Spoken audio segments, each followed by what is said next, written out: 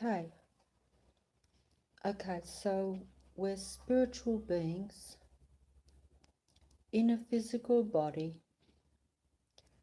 Our thought creates reality, and we are all connected. That's what I always say at the start of the video.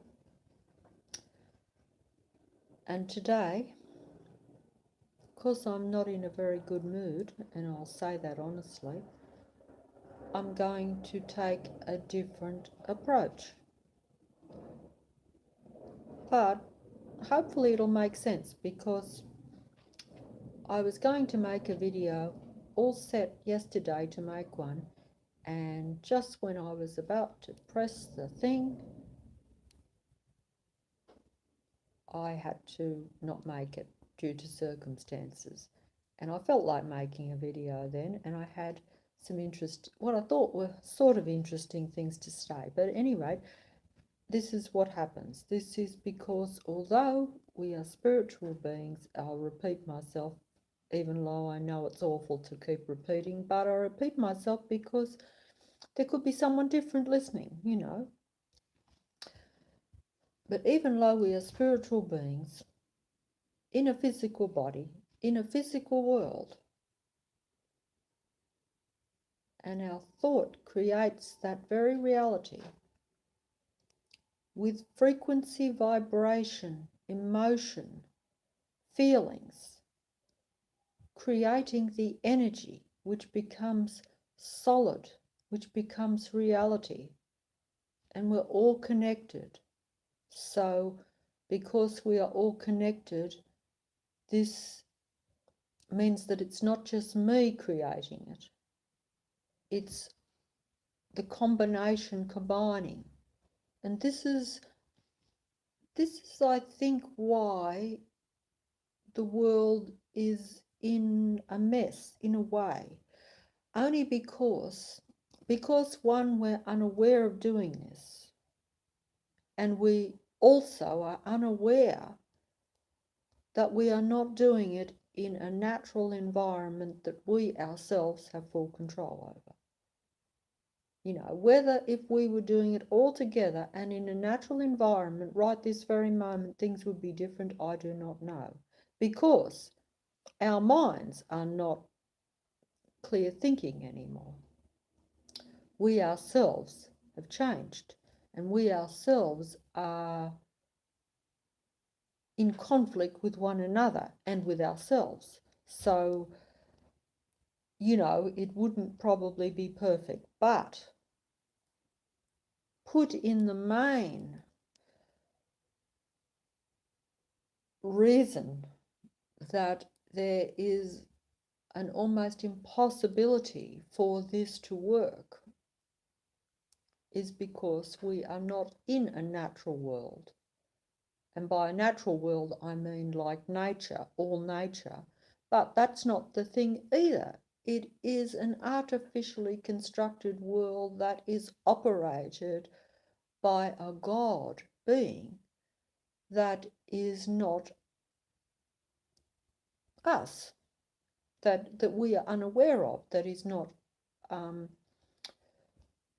that is a duality God, as we are duality now too.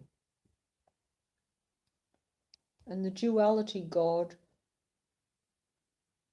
sets up opposition, you could say. The duality God operates in low frequency. We are meant to operate in high frequency, so we have to come down to the low frequency. So therefore, the matrix, the world that the God entity creates, he creates it through us. But in order to create the low frequency reality that is required for this domain, you could say, it's required, it's necessary, otherwise it disintegrates.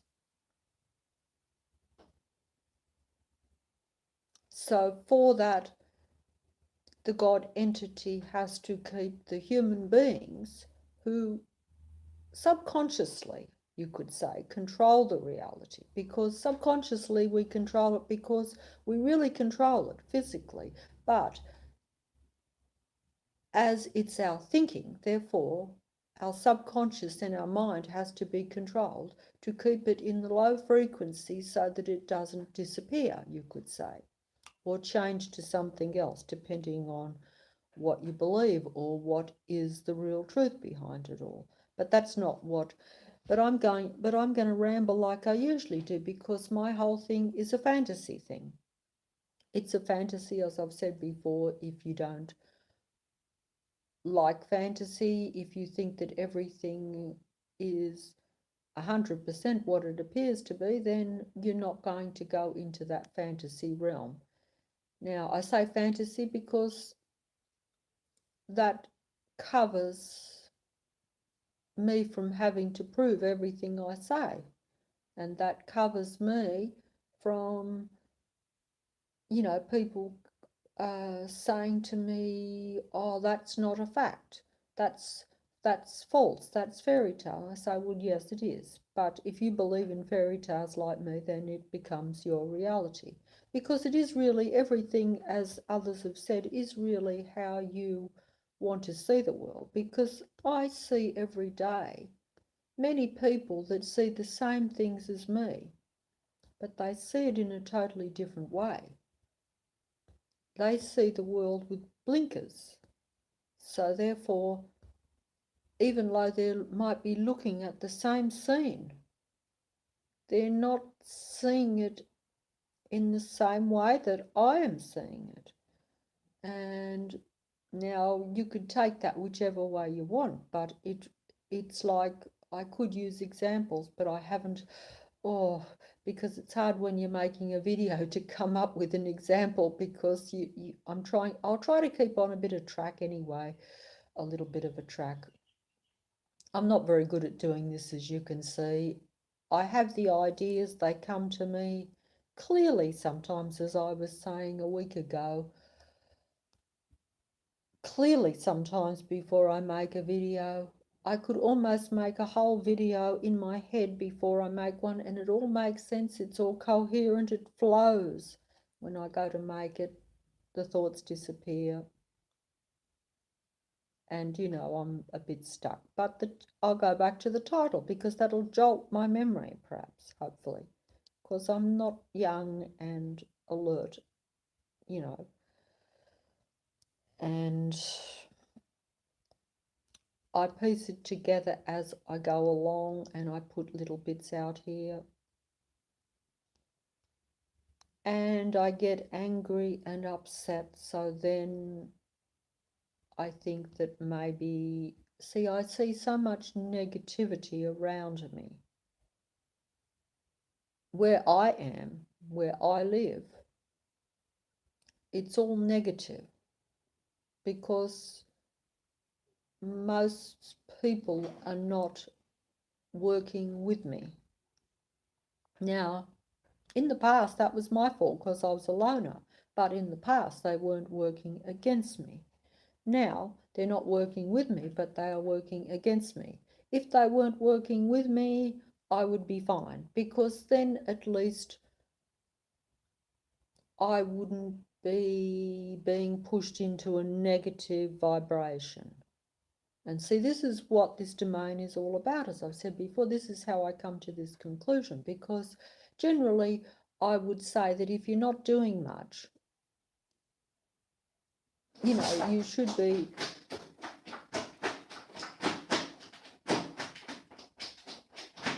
Yes, there is the noise. Can you hear that in the background?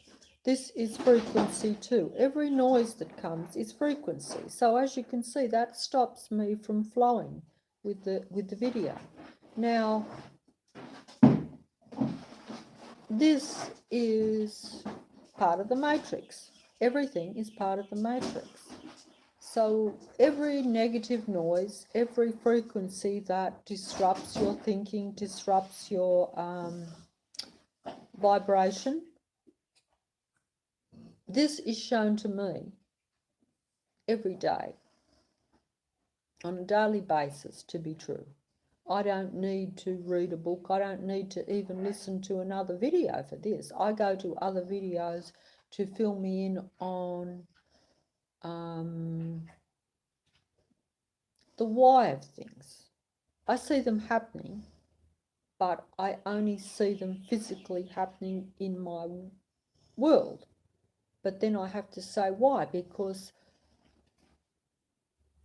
I will know consciously myself that my vibration is being deliberately brought down. That is as clear as day. But I have to say why. So then I say, hey, that's how I come to the conclusion of some of the things that I say, because to me they're a reality. I don't have to read a book and say that could be how a human being is meant to be. I know that it is for myself.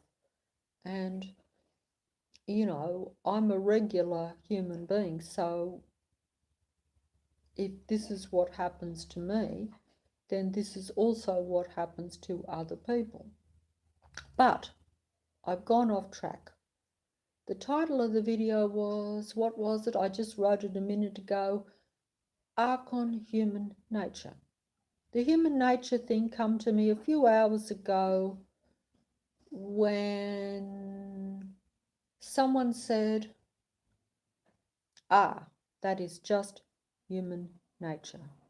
It is human nature to be good and bad. It is human nature to do a lot of wrong things. In other words, it'd be like saying, this just come to me,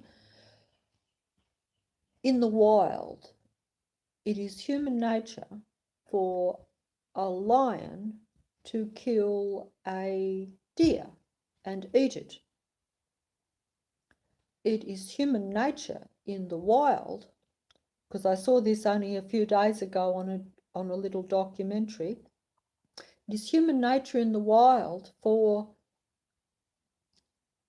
a lion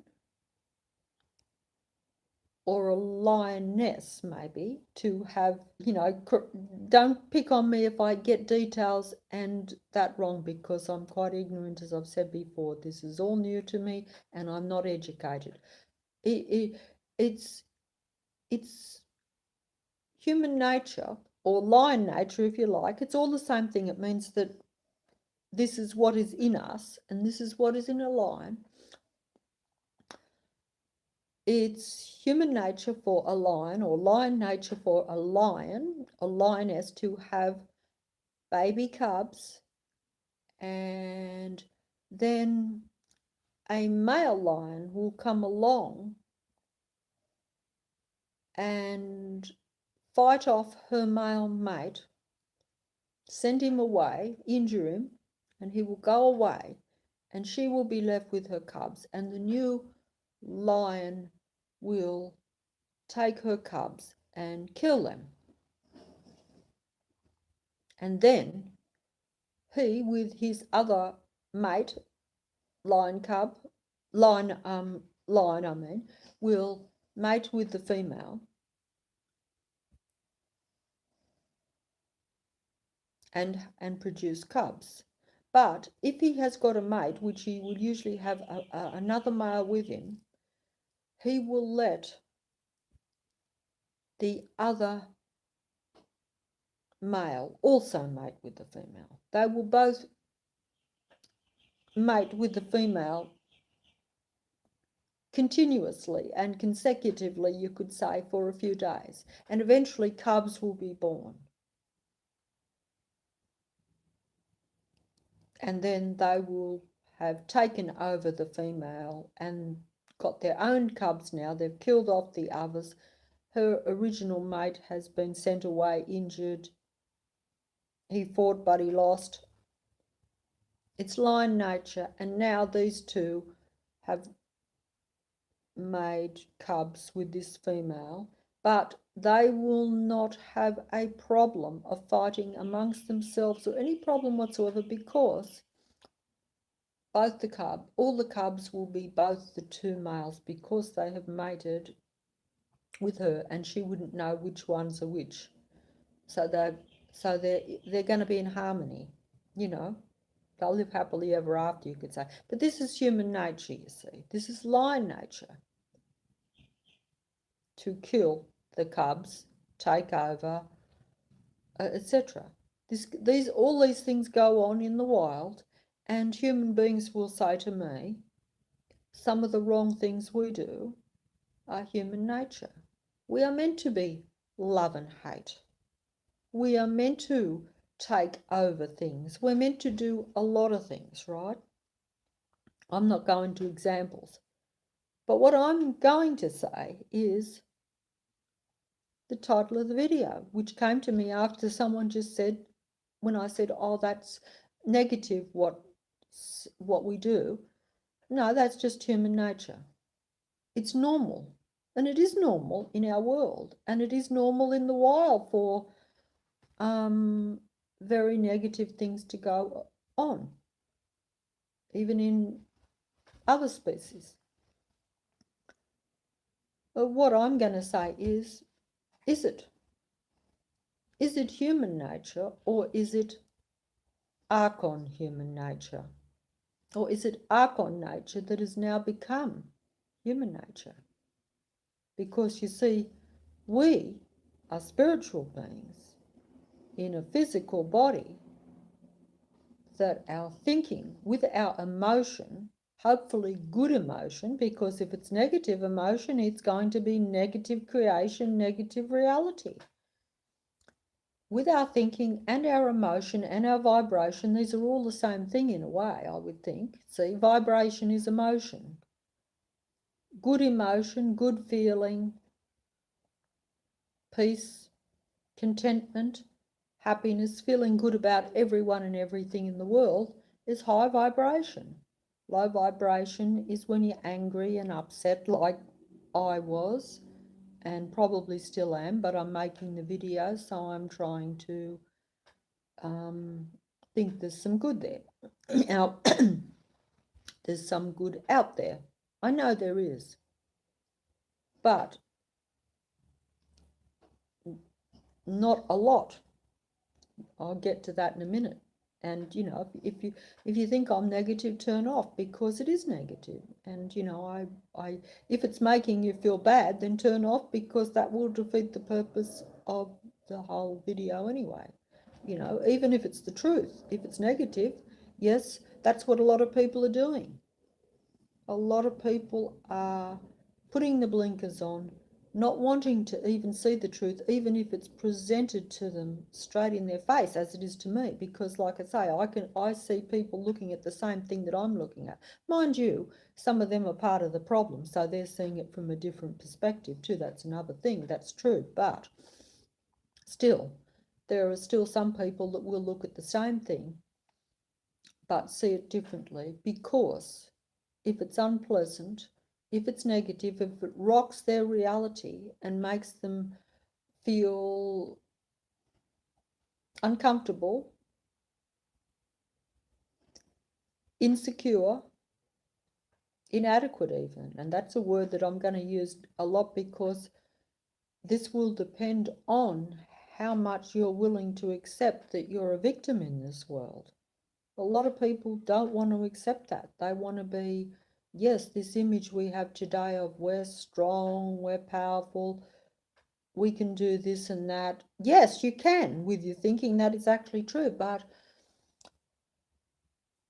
it's no good just thinking that and ignoring a reality around you, because like I say, we are in a matrix that is controlled, that operates everything around us. So therefore, your thinking will largely be a reaction to what is set up around you. Because if a matrix is a setup, it's a false reality. It's a fake reality. It's a video game, as I've said before. So therefore, you are set up, we all are set up to react to the video game. You know, and if the circumstances you know, if you're set up for seeing a lot of negativity around you, by that I mean where things are not everything wonderful, and to where you, even if you just bustled, even if you just stressed by having to compete and to do things in the day. I know that I get like that, where you're just so being pushed to go too fast, then you're not at a high vibration, you're at a low vibration, and you're much more likely then you fall into the matrix. You go out your door and the matrix starts rolling, starts operating, starts going into play, because it is play. It is a video game, so it's all set up, so it's all like a stage, except that if it's in front of you, you take it to be real. How can you not, as I've said before? I've gone off track again, and I'm repeating myself, and I'm sorry. But yes, this Archon nature, is it human nature, the way we behave, or is it Archon nature? Is it the nature of the God entity of the matrix, as opposed to real human nature? What I'm saying is, human nature has changed. We do not have human nature anymore. We have Archon human nature. Most people, most of us, even those that might like to big note themselves like me and say, hey, yes, we're spiritual beings. Our thought creates reality. We're all connected. We're these wonderful eternal beings. No, we're not. No, because that's what we originally were. That's what we were meant to be. That's what we should be. But none of us are. No. Even the best of us are prone to the human nature. It can't be helped. And even when you're aware of it, strongly aware of it, like I am, very strongly aware of it, I am in rage most days. Even if it's only frustration in not being able to communicate with irrational, insane, human nature, human beings. Now we are living in a world where, and this is, you see, I'm angry today, so I'm making a nasty video in a way. I call this a nasty video because I don't want to say it. But to be honest, this is just what I really do think. And I see it around me. See,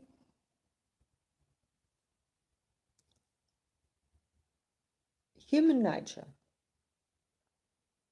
is now Archon nature, because the Archon God entity has set up circumstances in his fake video game reality. And this is all fantasy, don't forget. Yes, this is fantasy. But what I'm saying is everything is fantasy. You know,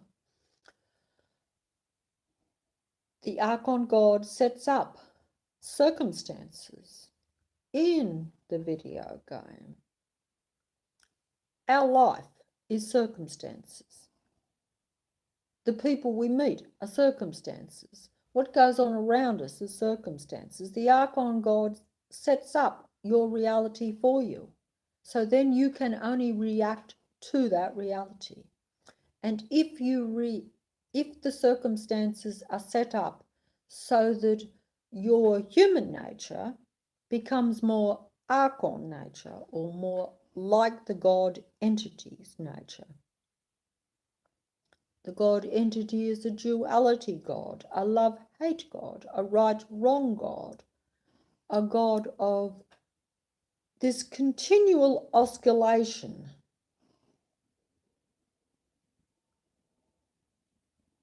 You have love here, you have hate here. I'm trying to get into the frame. Love here and hate here. They're both the extremes, okay? Human beings should be in the center. neither loving too strongly nor hating too strongly. This is what I think is probably the best, a balance, because if you love too strongly, that's high emotion. It'd be nice if you could stay in total love all the time, but that's perhaps expecting too much. Also, love can be very passionate then, and you can become too, you could become, this is what happens with a lot of people. That even that emotion can then become a problem, especially if it's exclusive love. You know, you become possessive, you can become jealous, you can become frightened of losing so much, you see. And also that, this I'm talking about when you love another person, maybe. Self-love also needs to probably be balanced too, I would think, because that is the problem, is that there is a lot of self-love now in the narcissistic type of personality. It's all about self-love, but it's so extreme that it's not natural, and it is exclusive love to themselves. So therefore it's a selfish kind of love, and it means that they're not really connected to the other human beings. I'm not putting this very well, but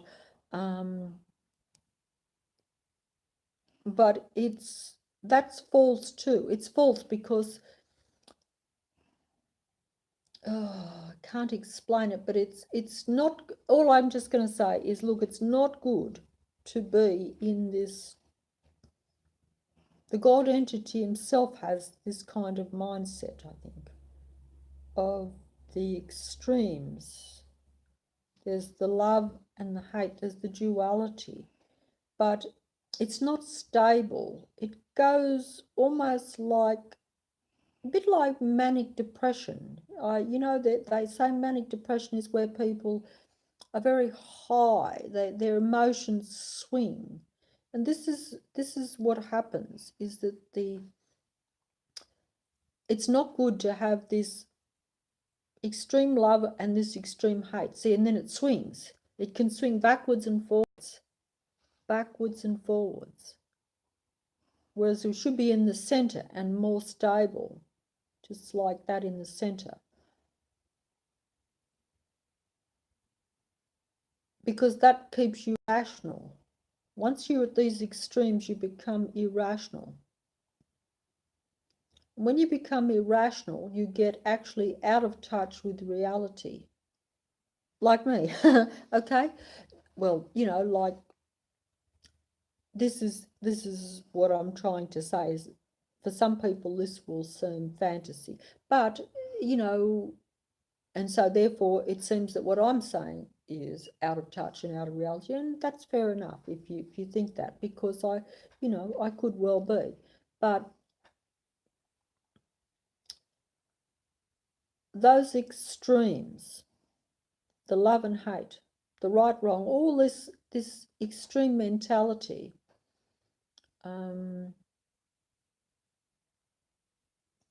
makes you irrational. You become irrational. When you become irrational, you get a little bit out of touch with reality.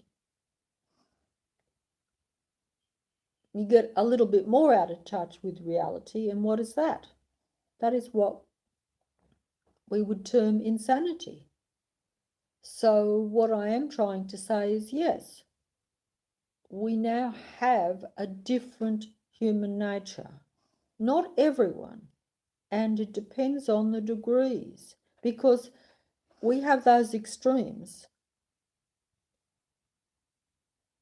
on at the extension, but in the center we have the stable. But in between those, as you can imagine, a lot of us could be halfway between that and that, the same on this side, but most of us And this is the bad thing about this reality, and this matrix keeps us in this way to where we are never even stable at anything. We're usually moving all the time. The emotions are flowing to, like, starting out, like I could start my day maybe being close to the center, but very quickly the matrix will push me into where I will jump to the extreme hate. Oh, on this side, I've got the sides wrong. But even sometimes when I'm thinking, I can lean more towards compassion because I can get upset and think, hey, this is all wrong. And so that brings out the compassion, even though I could be angry too. But what I'm trying to say is none of this is desirable or normal. And I think that we've got more like that in recent times. This is what I've observed anyway. I said this before in another video not long ago. The normal human being, they weren't probably I shouldn't be showing the fingers. I'm wondering whether that's not some sort of bad symbol or something these days, because there is a lot of allegiance with symbols and stuff that, and you know, you can't hardly do anything, to be quite frank. See, this is not right. That and of course, don't forget, I could subconsciously be doing a symbol of some sort. I actually could, because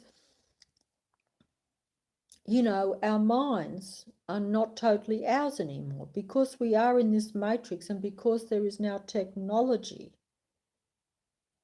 in our world that can send thinking through the waves.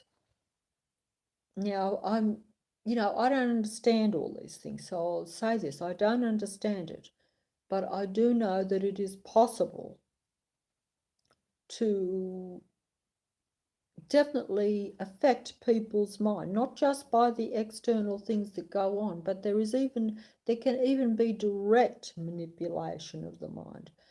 This is technology. It's not technology I understand, and it's not something that I would have thought would have been possible in our reality, and it's not something I would have thought there would have been any reason to have in our reality. But that doesn't change that others might think different to that. And if you look at the way that technology is used and the amount that we give to it, and just the not understanding even the technology that we use, but not realizing that it is quite advanced in comparison with how we live. And someone else said this, and I have thought this myself for quite a while. I've often thought there is a marked contrast between, you know, our use of computers and things, as opposed to other things that we use in our life, which seem to be quite primitive technology by comparison. In other words, that we're only advancing in one direction with certain gadgets, shall we say. Why this is for you to contemplate, I would imagine. You know, like, you know, and there are, and also we know that if we're technologically advanced in some ways, why are we not technologically advanced in other ways? I'm rambling again, these things just come to me. Why, if Dolly the sheep was cloned 30, 40 years ago, and why is it that we can clone a whole human being, which we can do? That's a fact, because if you can clone a sheep, you can clone a human. And it has been put out there that they found that they could do that a few years back. I'm not sure when the date was, but it was openly put on the news, etc. But they said we won't be doing that because we don't think that that would be some sort of ethical, moral reasons, whatever,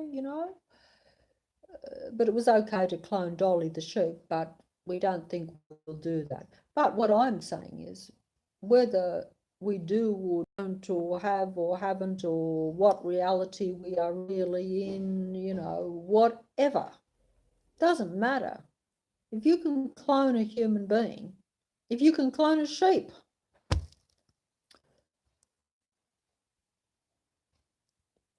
maybe I'm an idiot, but if you can do that, like that is pretty advanced, um, pretty advanced medically, to my limited simpleton way of thinking, as advanced as what you could get. You can clone a whole human body, but you can't fix one little part of it. To me, that doesn't make sense.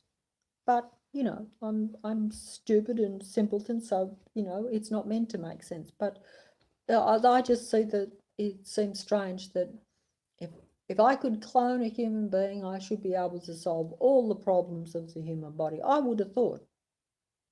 But I'm sure that if I asked some scientists, they would have some explanation as to why they can do the miraculous, but they can't do something else, you know, you know. But I don't understand these things. The same with technology. Like, how can you have one thing that is really advanced technologically and everything else quite primitive? I don't know. What are the, what are the to me, there's a kind of contradiction to these things, a kind of non-logic. But hey, that's just me, and I live in fantasy world, so don't take it too serious. You can think about it. Some of you might have some answers. I'm not a person that believes in, as I've said before, the science or the technology to that extent. I know that the technology exists, but I'm not saying that I don't think that some science isn't true. But to me, it's like that example. It's like there's not much point in having a little bit of truth if you need the lot. We need the truth, the whole truth, and nothing but the truth. We don't need all the, because if you don't have that, you probably we're just, yeah, like myself, you're in fairyland anyway, because, it's just not gonna, give you the whole picture, and a lot of people don't want the whole picture because, as I've said before, because it's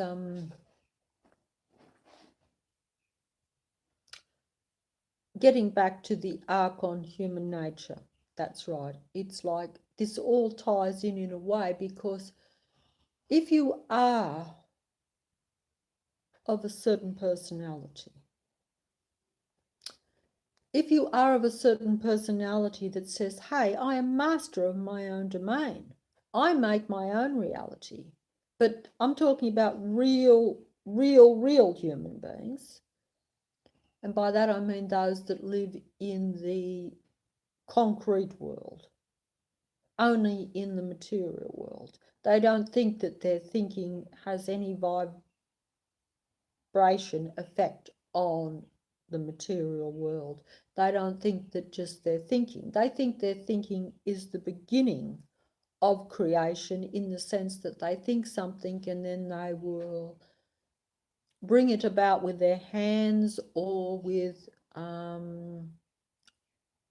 by getting others and certain things to come into play. They deal completely in the physical domain. They don't think that there's anything particularly mystical about And they don't believe in the spirit necessarily. They don't believe, when I say the spiritual, they don't believe,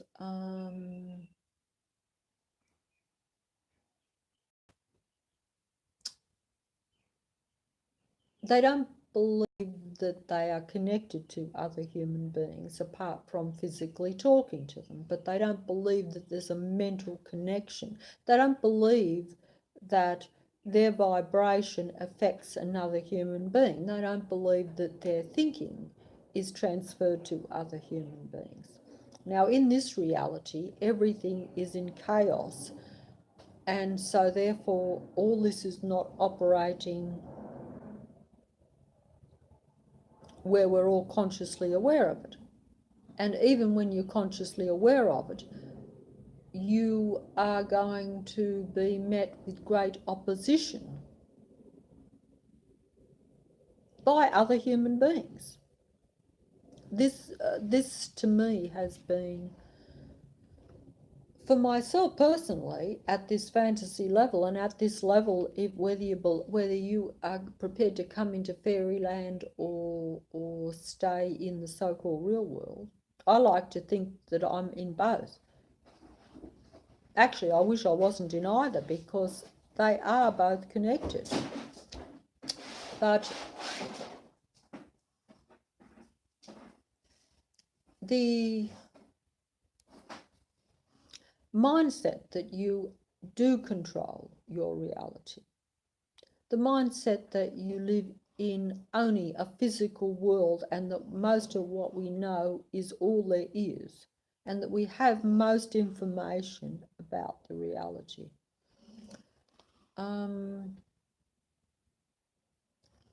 This mindset is one of the main obstacles to the curtailing of these awakening, what some have called the awakening of humanity. And this personality type will be used to curtail those that are on the verge of waking up, on the verge of becoming aware.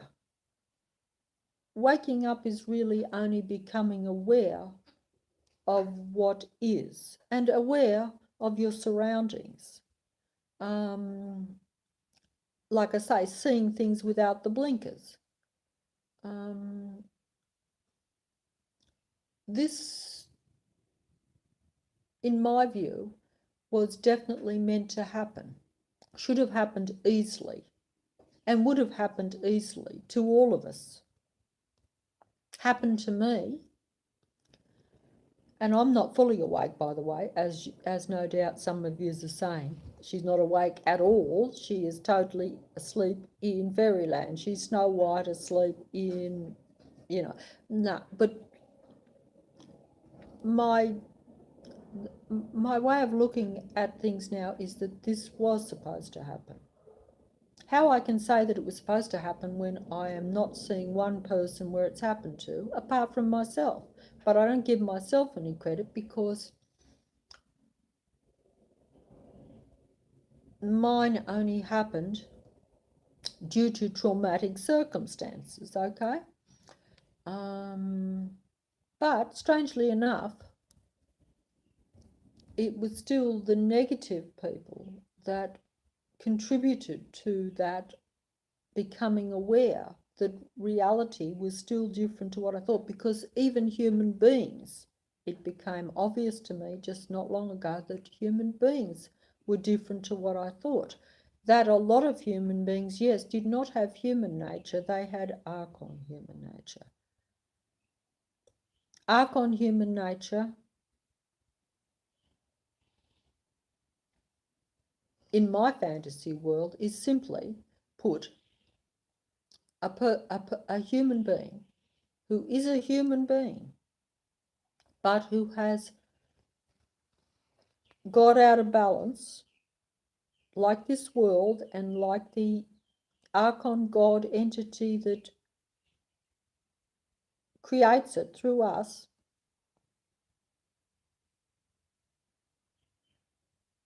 got out of balance, is not in a middle part to where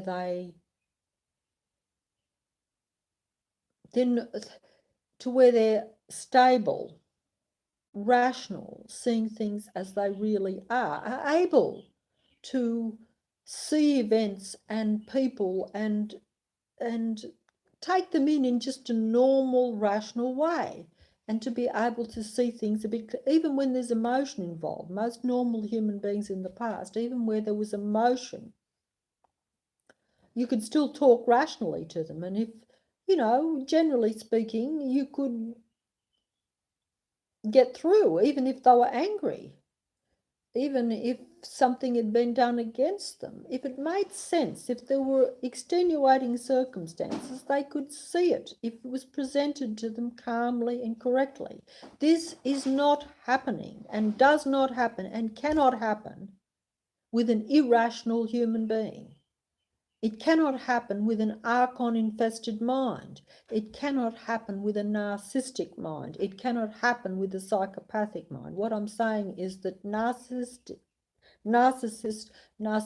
personality disorder, as it's called, psychopathic personality type, they are not rational. They are not sane, because they cannot interpret normal things the way normal human beings used to and interpret them, just decipher them in a coherent way to where it comes out making sense. In fact, their whole mind is like this: love, hate, love, hate, love, hate, love, hate. Emotion, emotion. No rationality whatsoever. This is funny because I'm always saying we have to have the emotions. We don't want to, become where we eliminate our emotions and our feelings, because then we won't be able to create. Technology does that. It takes the emotion and things away. It becomes just a clinical thinking. A computer is like that. And when you give your thing over to just the knowledge and the technology and the information type thing, you're losing emotion, you're losing feeling, you're not creating. This is depleting the human being. But the narcissist and the psychopath, they have a lot of emotion. But it's all negative. There's no connection. See, that business of being all connected, that is not something they have at all. They are not connected to any other human beings. They do not have any feeling for other human beings at all. Other human beings are merely there to feed them. And they live off the ego. But unfortunately, it's not a real ego either. This is another thing. It's not like they really know who they are or they're stable that way. They change all the time. But they're not changing because of new information or like myself, where you see a new reality and you say, hey, well, look, but you still keep your core self. But you can change your mind about things. You can change your reality or your way of looking at reality, because you see that reality is all fake. So if something is all fake, if you know someone and you think they're the bee's knees, and then you find out everything that you thought was great about them is fake, that has to change your view then of that person. And this is the same with reality. If you thought reality was a certain way and then you see that it's all a facade, that it's just been camouflaging an ugly truth, shall we say, and that you were living in a world of deception. I was living in a world of deception my whole life. Now, why was I allowed to live in a world of deception? It was more comfortable than now. This is why people don't want to see it. It was more comfortable than now, where I see more truth, because the truth is ugly. The truth is negative. It's like I say, a lot of people, if they're in a relationship, they might not want to see the ugly truth that the person they're with is fake, like this fake reality. Narcissistic personality, psychopaths, fake personalities.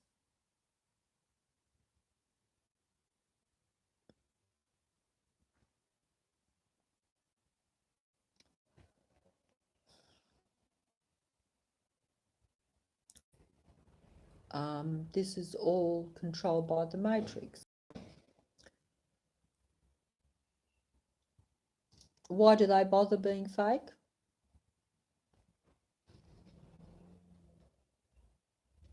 Because the matrix still needs human beings.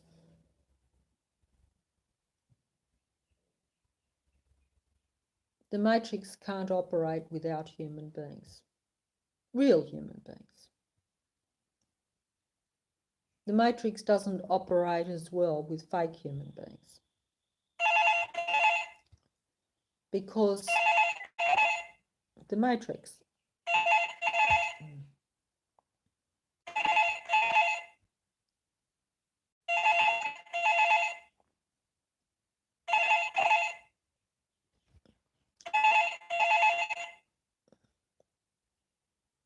we just wait for that, because the matrix has its timing.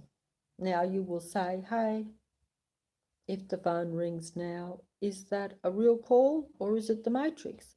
I say, yes, it's a real call, but it's also the matrix. You say, well, how can both be true? Quite simple. Because the matrix controls humans.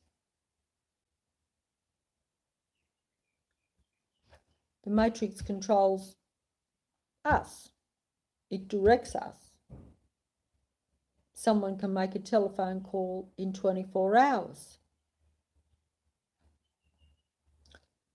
The matrix will direct that person, whether physically or mentally, when to make the telephone call. This is what they call mind control. This is how the matrix works. It's a physical control matrix and it's a mind control matrix. Human beings create in it, but they are physically and mentally controlled. Everything around us is controlled. Waking up is when you see the control system, when you see the matrix. Most people don't want to see the matrix.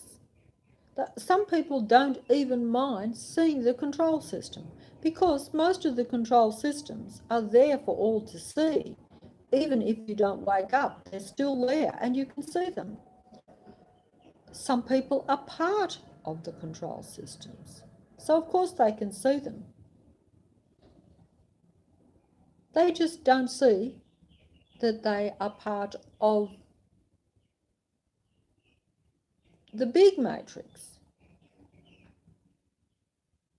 Most people are part of the matrix and they see the control systems and they see the different systems they live in, but they think that they are limited and maybe local, shall we say.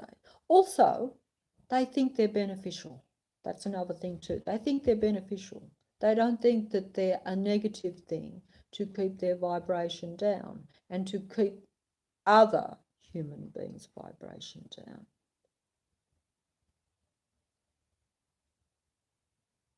But anyway, what I am saying is,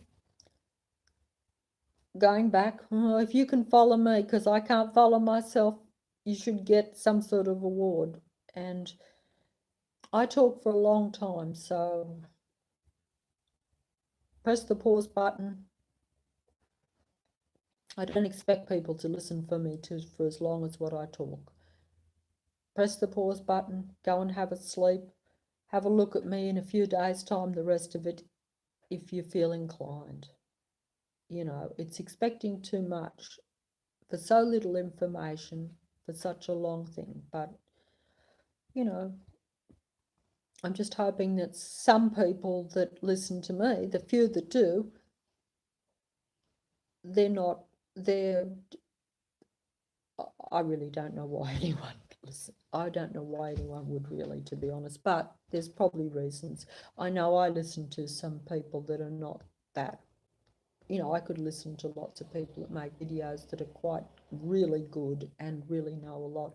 And I do sometimes choose to listen to others that would just be very, that haven't written books and don't, you don't, it's not important because it is really, it's not just so much about what you've discovered or what you know, it's more whether you can get it across. My problem is getting it across. And I have had my reality change around. So I'm like, maybe some other people are on the verge of that. Maybe some other people can see some things that are strange to them, and they're not ready or haven't had the time, like myself, or the lifetime to know a whole lot of histories and to know, if you're very ignorant, as I am, and certainly was even more so, but still am.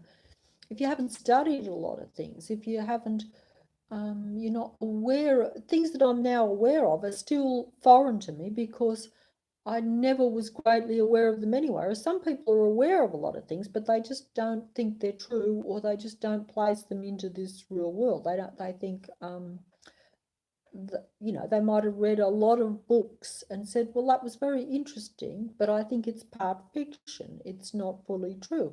And whereas I wouldn't have even read the book, you see. So I was very, very much in the dark, having to figure it out as I go along myself and then get information from other sources and see if it fits. And if I know that it's happened to me, and if I know that it's true that way, I have no doubt then. Either that, or I have to say, hey, this reality is insane, or I'm insane. But I'm happy either way. But there's no in between. It is either one way or the other. It's either fantasy or it's fact. Admittedly, fathoming it out is a huge stress because it's a lot of information, because we're not dealing with just one little problem. You're dealing with a whole matrix. But anyway, the matrix has created, in my opinion, and made a large number of human beings less normal, less human, in the sense that they are not balanced and they're not able to relate to another human being. They interact with other human beings, as we all do. I always felt like this myself, but it wasn't that but I realise now that although I always felt different to other human beings and was not comfortable interacting with them, I still would, on the occasion where I did, if that person had a problem or something, I would actually think about that and take it a bit into myself.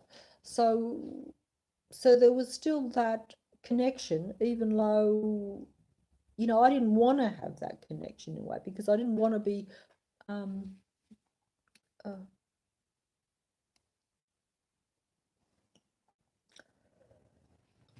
yeah, because I didn't want to have that emotion. I didn't want, if someone was sick, I didn't want to have to take in their illness and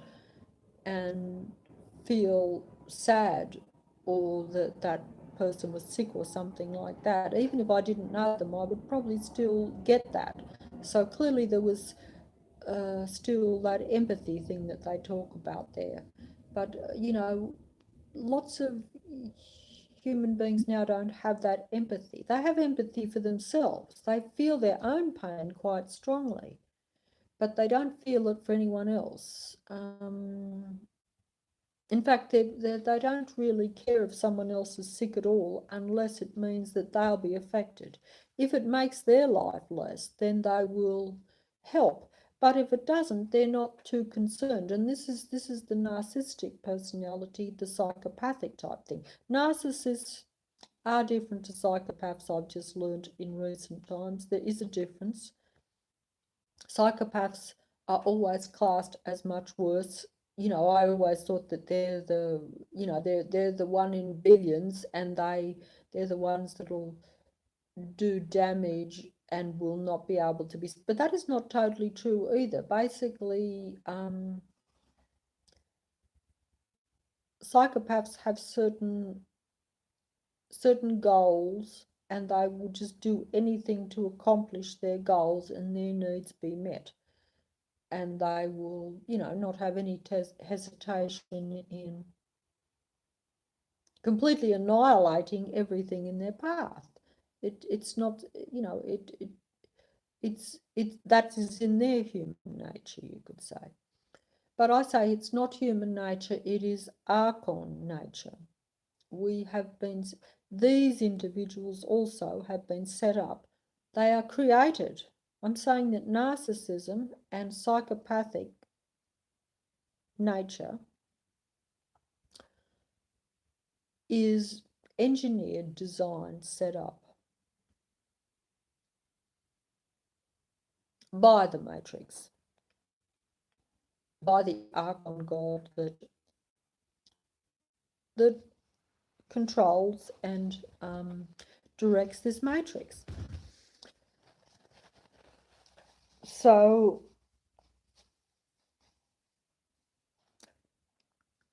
that, of course, that isn't that I'm saying that you should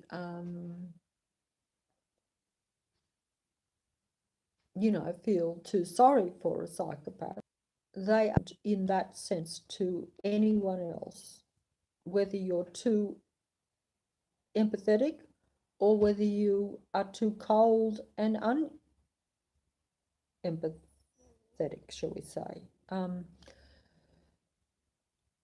It's all what has been conditioned and put into you, because we now do not have free will, because we would have more free will, and there may be some out there that do have more free will, only in the sense that they're aware that they don't really have free will, and that they are in an Archon controlled, directed, influenced, mind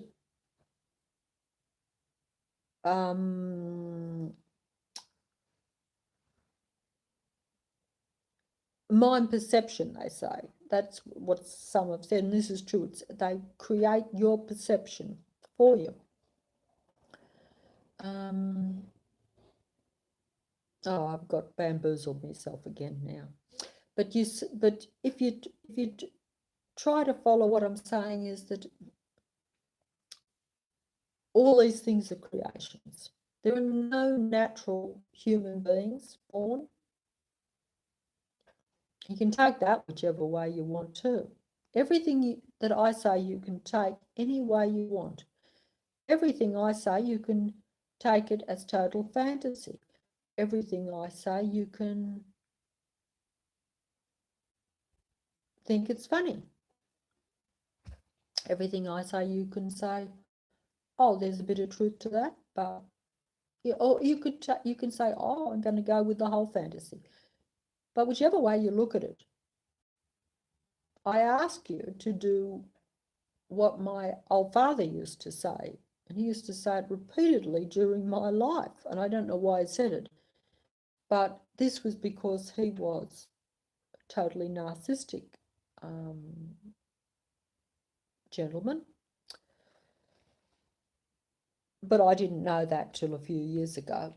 But although he did always say there's no such thing as love, and even if it did exist, it's like finding a needle in a haystack. But he But you know, we sort of say, well, no, that was because he never experienced it. He never had it with my mother, etc. But essentially, he did not believe in it. But I believed that that was just because of the circumstances. And of course, it was due to his circumstances from when he was born. But that didn't change the reality that once he was an adult, his personality had formed and he had adopted that mindset and that personality. Now I've gone off the track again with my father. Oh, yes, read between the lines. He used to say, always read between the lines. And he was almost like telling you everything I say will not be what I really think and feel. So read between the lines. And he thought that of everyone else too, because he knew he was doing that himself. So he was assuming, because we do tend to assume that everyone's like ourselves. I know I used to. When I was quite young, I thought all human beings are the same, within slight variations. Obviously, I knew there were, yes, I knew there was the 1 in 10 billion psychopath. I think I was a long way off on the numbers, but I thought essentially most human beings are normal. They're neither one thing nor the other. They're reasonably rational. They're reasonably, you know, if you're good to them, they usually be good to you.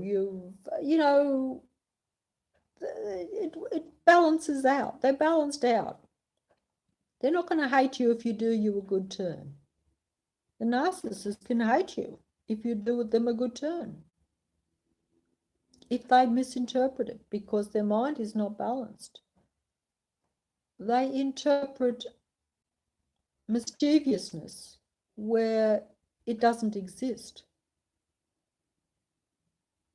They can take offense at a good turn because they think that you're trying to make them look small when you're trying to help them. In fact, you might even think they are the biggest deal, but it might be a gesture of adulation, but they will misinterpret everything because their mind is not thinking according to what is presented even to them. So it's the same with psychopathic thing, but most people would say there's a lot more narcissists in the world, narcissistic personality. They say a disorder.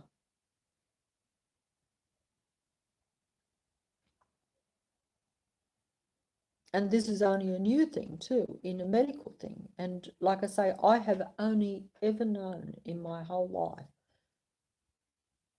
human beings of this personality type. I have never actually had a relationship, at least at any level almost, maybe only at superficial levels, with any person or any personality that is not of the narcissistic variety, shall we say. I'm trying to find words, and I don't like to talk about humans like as variety, because I have a lot of respect, as you probably can guess, for the human being, even though we should not be respected probably at this present time, and we should probably not respect our whole human race in a way, because we are at such a limited level. But if you want to look at it another way, we have been deliberately limited. And if we were not something quite unique, and this is the only thing that would hold me on to even caring about myself or about any species, much less the human, is that only something that is extremely powerful has to be inundated with such vindictive, destructive, relentless venom that is being directed at the human race, which they can't see at this present time.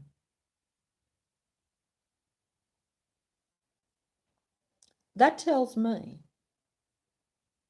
like the story, the movie that I mentioned in another video, where the commander or the leader of his group of people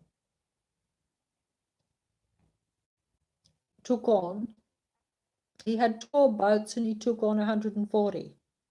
The battle was lost before it even started.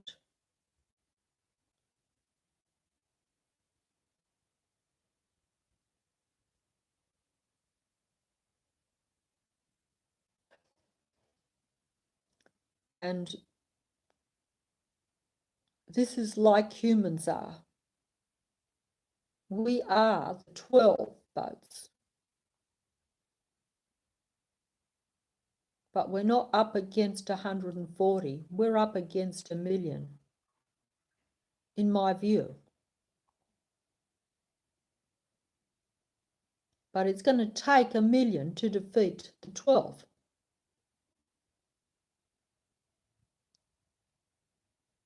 And it can be done, of course. And it should be done because the numbers are,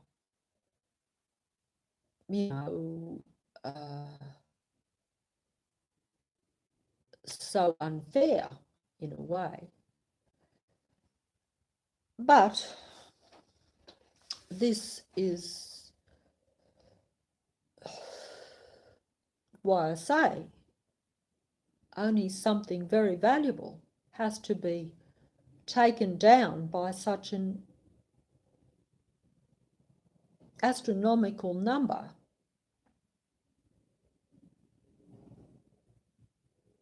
Because if all humans were equal, there would be no need of that. Common sense, 12 on 12. If everything is equal, fair battle. 12 on 25, the 25 probably should win. Once you're getting to astronomical numbers against so-called limited human beings,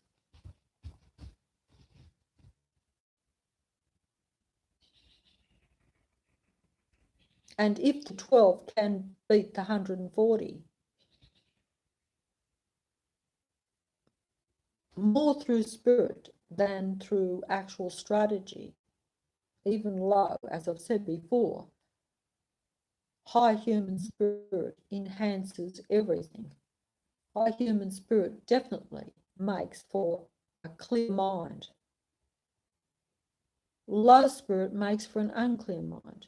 The narcissist has low vibration. Her mind is unclear. They may have many abilities, more than me. I know narcissists. I have seen narcissists that have more abilities than me. Analogy that come to me and that I was talking about, sometimes to myself. If I do talk, it will be with negative people, so unfortunately it won't get across. But the whole soundbite, because people say this soundbite thing is definitely a derogatory thing against anything that has a positive value to me. The old tale of the hare and the tortoise. I'm not sure whether the tortoise wanted to be challenged to it. The tortoise might have been like the rest of us, forced to race, okay? But at any rate, he had to do it, so he took it on. He could not beat the hare under normal circumstances, of course not. So all he could do was just plod along very slowly, as a tortoise is like a snail, very slowly, but he kept going. He put his head down and kept going. He didn't look up, he didn't stop. He knew he was going to lose, but he was obliged to race, so he raced. And he started out. The hare was already ahead before the race practically started, but yes, the hare had to stop and show off. He looked behind and saw the tortoise and said, I'm so far in front, I can stop, I can have a drink, I can go and entertain myself, I can go and do this, that, and whatever. And he almost was delighting and laughing at the tortoise. And as we all know, as the story goes, because he stopped off and messed around so much, usually because he had the physical ability to win the race, but his mind, because he was so full of himself, didn't make him just race that thing and win. Instead, he had to show off about it. He had to stop and almost mock the tortoise and basically not care less, so confident, because he was right in being confident, because he should have beat the tortoise. But his own mindset stopped him from winning the race. He tricked himself. And this is what happens, I think, with the narcissist. They will defeat you and me at times, and they can certainly make it very hard, but they often defeat themselves too for this reason, because like I say, I've known narcissists that have many more talents than me and that should be successful, but because they were more interested in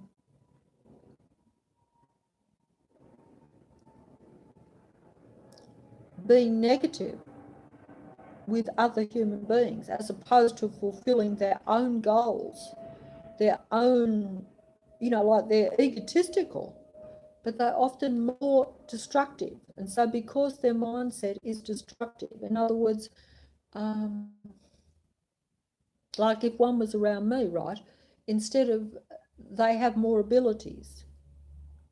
I'm not going to get there. I haven't got their ability, so I don't have the potential for their accomplishments. But they could see me and say, oh, I think I'll eliminate her first before I go about my own accomplishments, before I set about my goals and accomplishing what is beneficial to them. And while they're mucking around like the hare with the tortoise, destroying me, hurting other people, and showing how good they are at that, they lose track of their own goals and they miss opportunities and are not clear-minded enough to keep on the path of where they even can use their own abilities to their own best advantage, because their mindset is negative and destructive. And this is an Archon creation, in my opinion. The Archon matrix creates narcissists and psychopaths in order to limit them. Admittedly, some are allowed to flourish, but that is only because they will eliminate more of me and someone else that is a problem, or that they will be destructive to other human beings. So therefore they are a creation of the matrix to keep the matrix in a low vibration and to destroy other human beings. And the narcissist and the psychopath particularly will destroy compassionate human beings.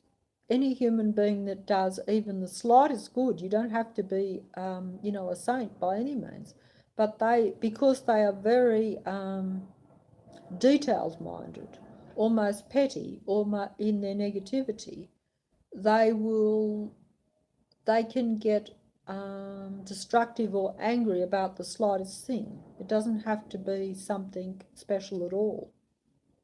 You could be wearing pink socks and they could hate you for that, and they could say, I'm going to destroy that person because they're wearing pink socks. That person's wearing pink socks because they think they're better than me.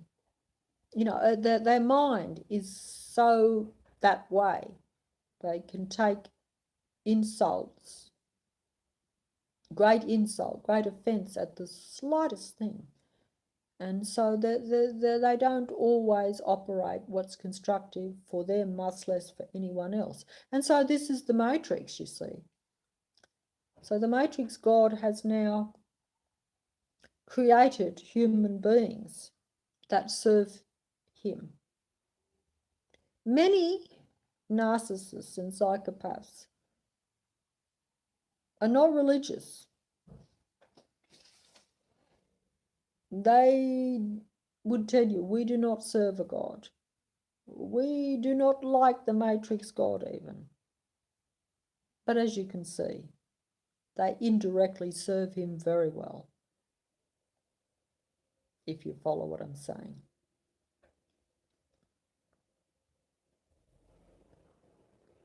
If the Matrix has to be kept low vibration, if certain human beings are not acceptable for the Matrix, then we now have human beings that will accomplish that for the God. And this also, I think, is, so therefore there is free choice. So therefore the Matrix is allowed to proceed. So therefore the Archon God has done no wrong, because he has shown the human beings they have the choice of the truth. They have the choice of their actions. He might set up a situation, but, you know, there's still choice. Do we have choice if our personality is a certain way? Do we have choice if we are insane? Can we control that? Can we stop that? More importantly, what I would say is, would the narcissist and the psychopath still do what they did do if they were aware that they were being directed by the Archon God and by the Matrix? Because clearly they think they are master of their own domain. They do not feel a victim like myself or like some people. They do not acknowledge that they are controlled, that they are manipulated, that they are in a matrix and that the world is not theirs, and that they will only be allowed power. They will only be allowed power if it is allowed. They cannot take power. No one in the matrix can take power. The power is only yours if it is given to you, and it will only be given to you if it serves or suits the Archon God, because this is his matrix. He created it. He creates in it through us. We are creators of our own miserable world. Oh, I shouldn't say that, but it's kind of true. Because, you know, we don't do it collectively, but we do it collectively, but we don't do it collectively because we don't think we are a collective. We think our collective is the internet. We think our collective is our fake community groups, our fake churches, our fake,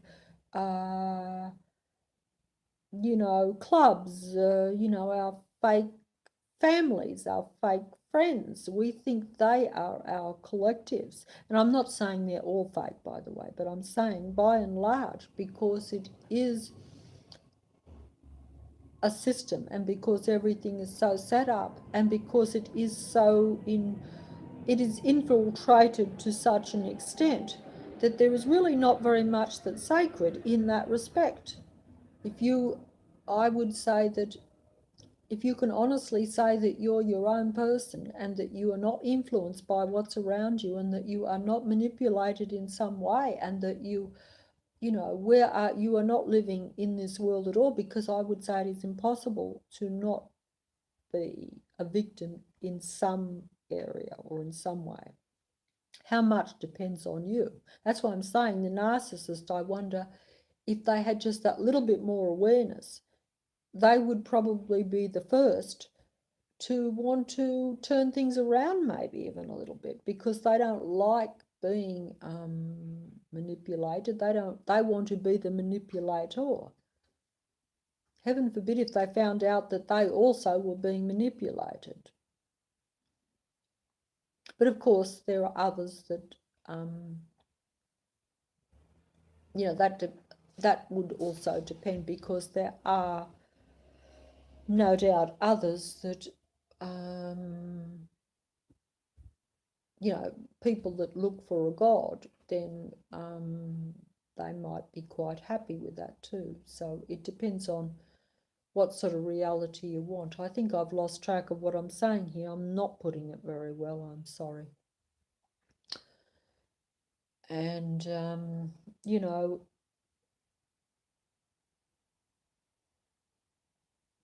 it is not easy in this reality in that respect.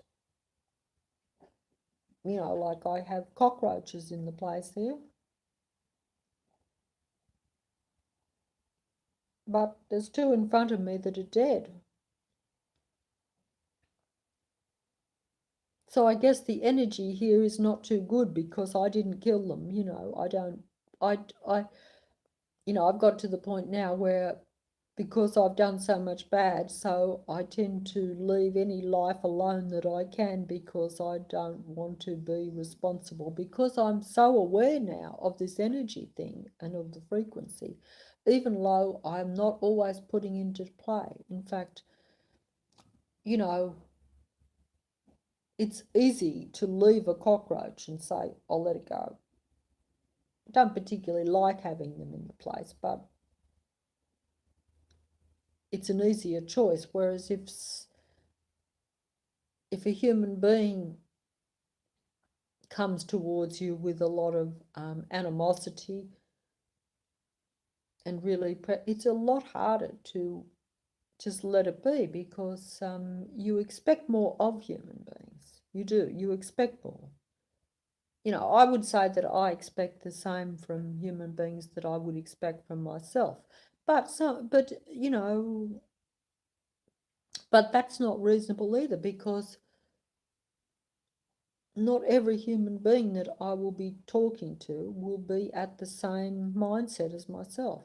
And you are, if you are, if you consider yourself to be halfway sane, because in the past I just considered that I would have been more wacky than most people and that the average person was totally sane. What I'm now saying is that the average person is not sane. Turn me off right now, please, because this is not something that everyone would like to hear.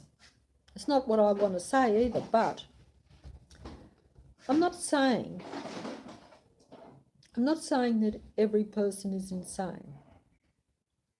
But what I am saying is this.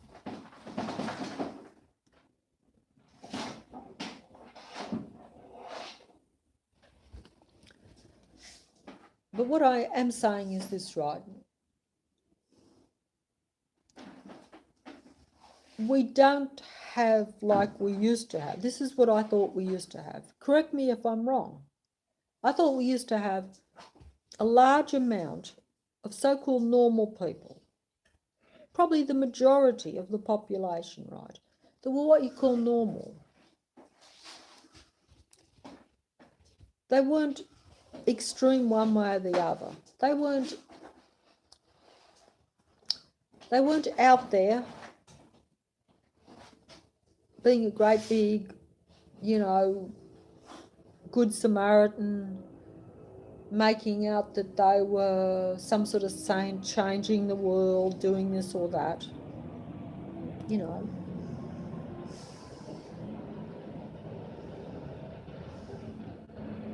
You know, they weren't one way or the other. They were just normal. They didn't love the whole human race. They may have even been bigoted in some ways. But they did love perhaps their immediate family, maybe their wife.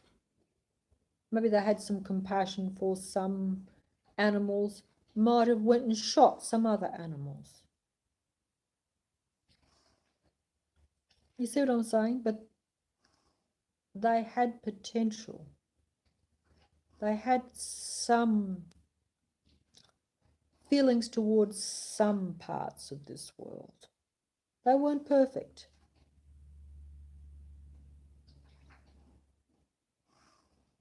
That was your average person.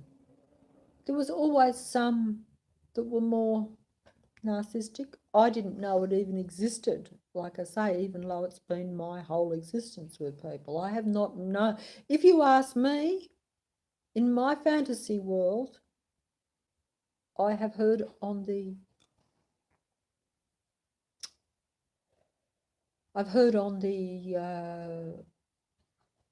YouTube, internet, whatever you like. I remember hearing a little while back the statistics were that the percentage of narcissistic people in the world, narcissistic, psychopathic, but I'm not sure if they were lumped in together, probably were. I think it was 2% of the population, okay? That's what the statistics are.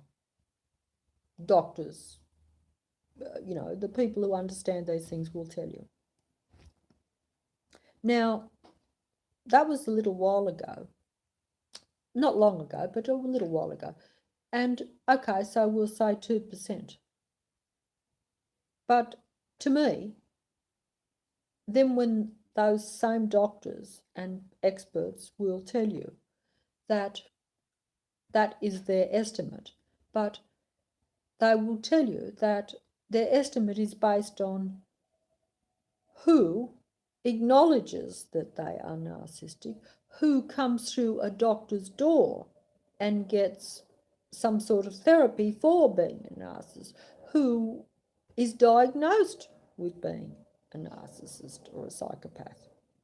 But then they will tell you most narcissists and psychopaths do not acknowledge they are narcissists or psychopaths. Most are fully functioning people in the community, in the world, more than me.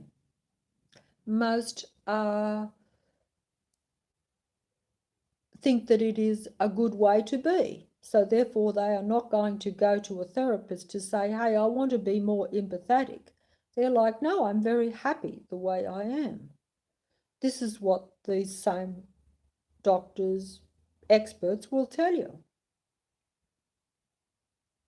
So therefore, that really means that, there again, common sense, and I'm big on the common sense, even like I say now we have thrown the normal and the common sense out the window, but does that not say that if statistics say one thing, 2%, but that most people who are in that percentage are only those that acknowledge and will say they are and will go and seek help and therefore will become a statistic, but that most people will not seek therapy and therefore and do not think they have a problem and and are not diagnosed, therefore they're not going to be in the statistics. So that means that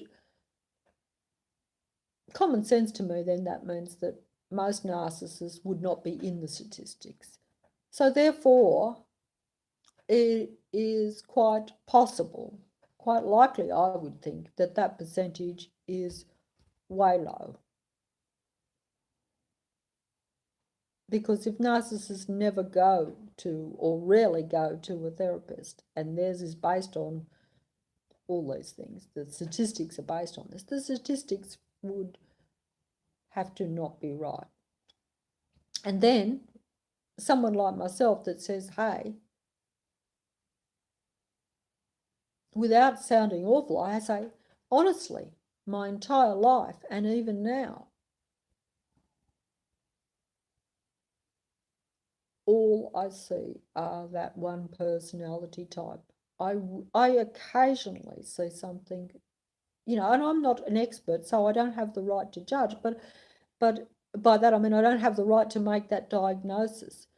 But I am going to back that I can do that because my parents were. I lived with people,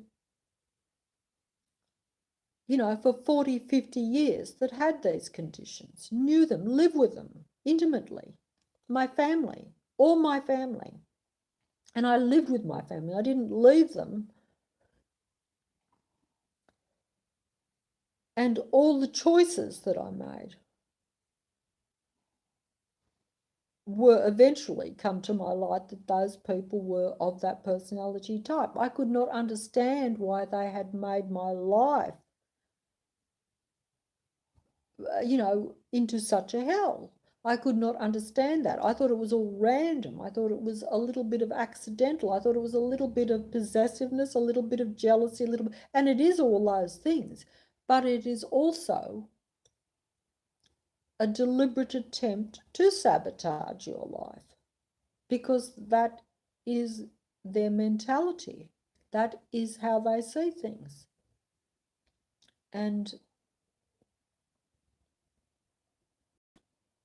you don't realize that till it's past, and until you think about it, and until you see that what appeared to be random was like this matrix world. A lot of it's set up, not as set up nearly as well, or with the end goal, or with the mastery, or with the genius that the Archon God has. No.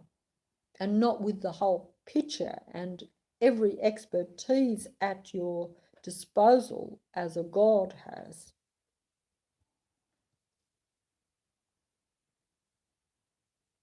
But still, if you're unaware of this, but what I am trying to say is that my own personal experience is that this personality type, this idea of human nature being, yes, a little bit good and a little bit bad, I'm saying human nature is not the same as what it used to be, because where we once had a majority of so-called normal average people that were neither, like I say, were not perfect and did not love the whole world, but certainly did not hate the whole world. Now we have narcissists and psychopathic types of personalities that essentially do not love at all, apart from their own needs. So if this, and this is in from my own experience, I have encountered and see more of these types. In fact, almost, like if you were talking percentage, I'd have to say 95% in my own personal experience. So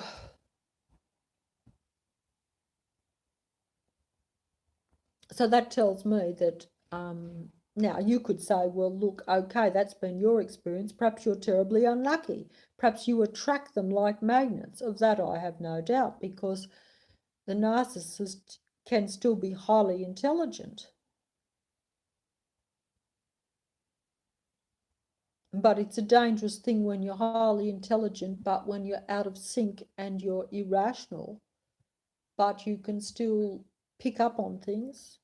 You could still focus for certain ends, but you're not getting the whole picture. The whole picture is not clear.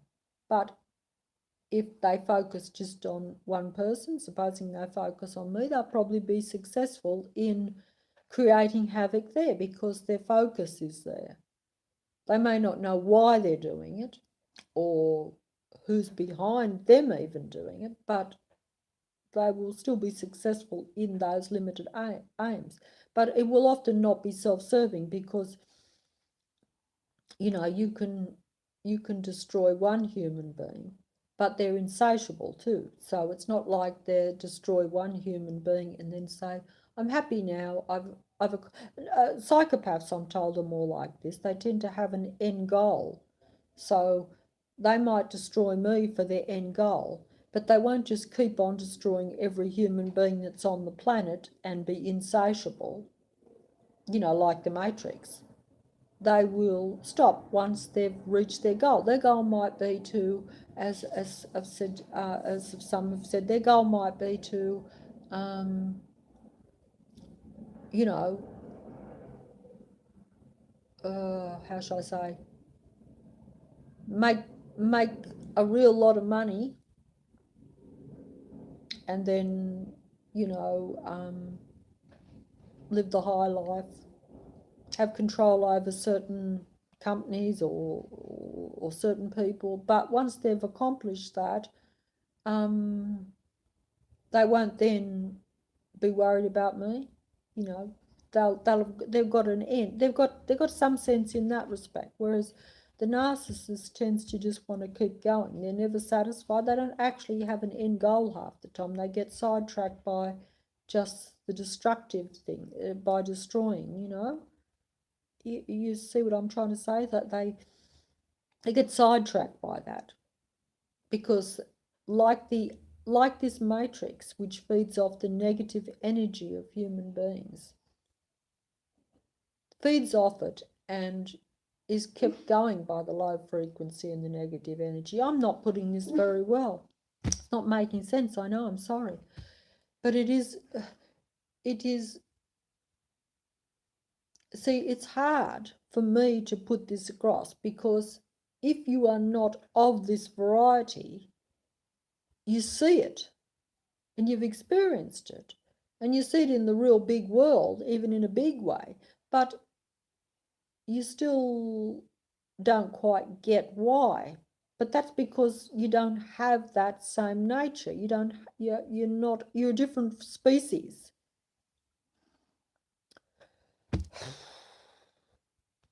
This has got ridiculous. I just said something. I said they're different species. No, they're not. They're human beings. Narcissists and psychopaths are still of the same species as other human beings. They are. But it does raise, but I could go off onto a tangent here and say that it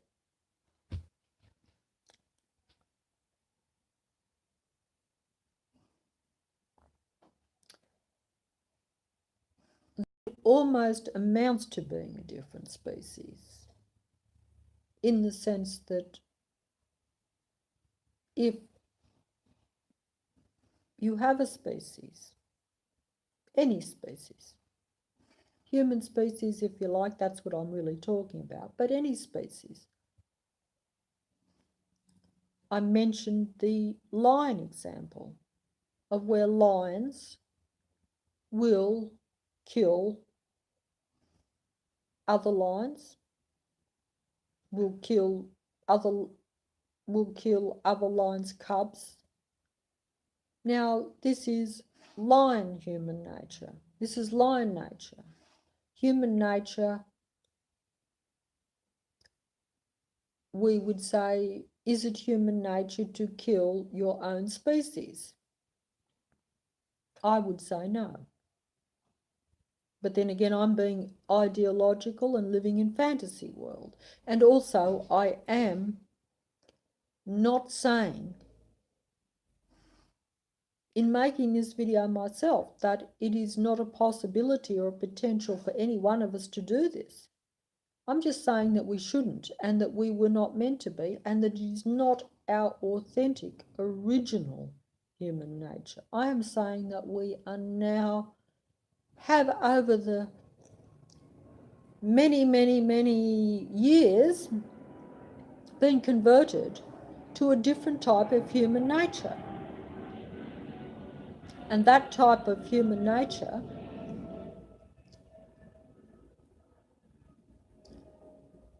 is an Archon nature. It is the nature of the matrix, of the God entity that rules the matrix. And humans have gradually been converted to a different nature. Just as the lion, now you'd say, well, lions always did this. They may have. I do not know, because I wasn't around thousands and thousands and thousands of years ago. But it's possible, and quite likely, I would think, that if we have been converted to a different nature, that some of the other species could have been converted to it too. Now, whether this is due to the environment or whether it is due to, in the animals, it would probably be more due to the environment. I don't know, because I'm not an expert on these things. So I don't want to go there because I'm sounding stupid and I don't know enough. But I do know a little bit about my own species. I don't know anything about the other species, but I do observe them sometimes and think that even when you watch animals, sometimes you will see brutality and destruction of their own kind that you'd probably say is shouldn't be necessary, or that you just do get surprised by it anyway, whether it is part of a necessary thing or not. I'm not going to go there, but it is always a bit surprising and even a little bit distressing to see it, because if you're like me, I'm like, they're all lions. They all look quite, they're all life, and you don't like to see one necessarily killing another, or one, whereas maybe there are some human beings who will look at that and say, oh, well, that was the strong one, so I'm glad that one survived because it killed the others because it was stronger, or smarter, or something, or whatever, definitely smarter. I can't help but say that because, but that is, but, whether, whether this means that the lions will still be around in thousands of more years because of this, or whether humans will still be around in thousands more years because of their way of thinking. Sure, temporarily, one will beat another and survive, but whether the whole species will survive in the long term is another thing. And that, of course, is not going to be important to the lion that is victorious right now, or to the narcissist or the psychopath that defeats or destroys another human being right now. This is not going to matter to them because they will be living in their own victory now. And they're not going to be worried about whether the human race or the lion race or any race is around in 1,000 years' time. No, that is because they're not going to think, probably not going to think that, and this is only at my own level because I realise there could be higher levels. In other words, I'm saying that we live in a fake world. So there are, I've said before, they're depending on your social status, shall we say.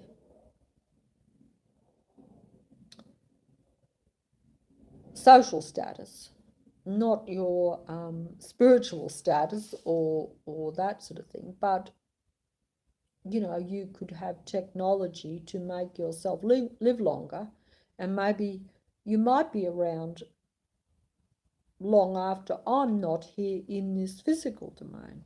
But this depends on your perspective. But if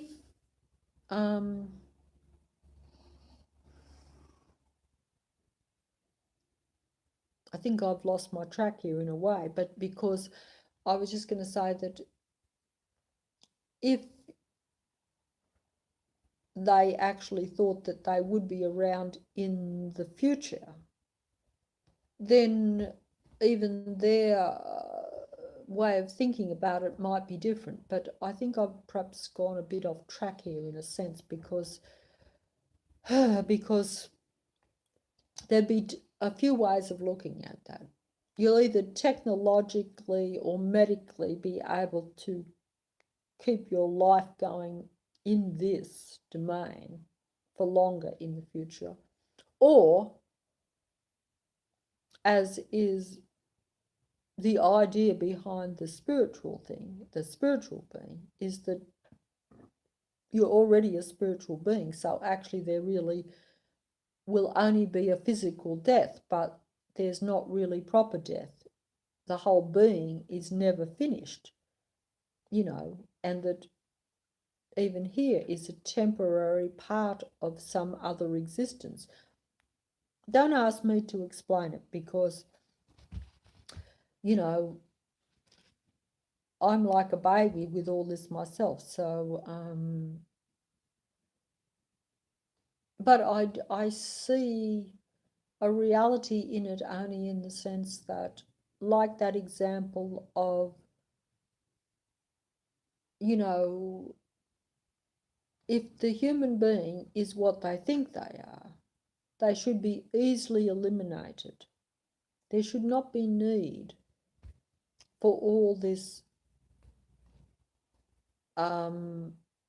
massive deception, massive